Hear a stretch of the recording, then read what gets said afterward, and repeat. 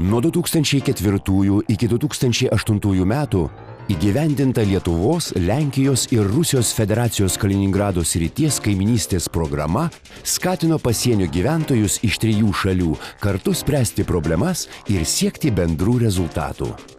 Europos bendrijų iniciatyva Interreg 3A ir TACIS programą jungianti kaiminystės programa siekia, kad Alytaus, Marijampolės, Tauragės ir Klaipėdos apskričių įstaigos ir organizacijos bendradarbiautų su partneriais iš Lenkijos ir Kaliningrado srities.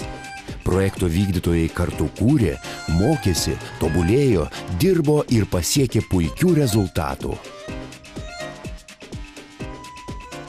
Duris atvėrė nauji mokymo centrai.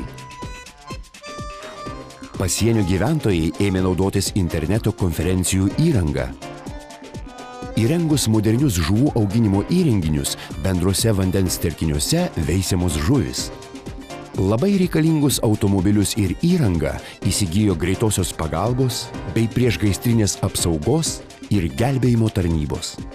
Sukurti įdomus turizmo maršrutai, sutvarkytos nuo senų turistų lankomos vietos.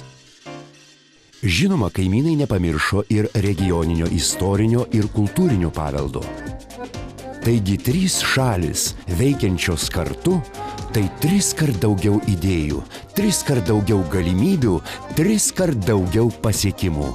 Lietuvos, Lenkijos ir Rusijos federacijos Kaliningrado srities kaiminystės programos dalyviai įgyvendino 158 projektus ir, kaip patys sako, nenori sustoti, nes apetitas auga bevalgant.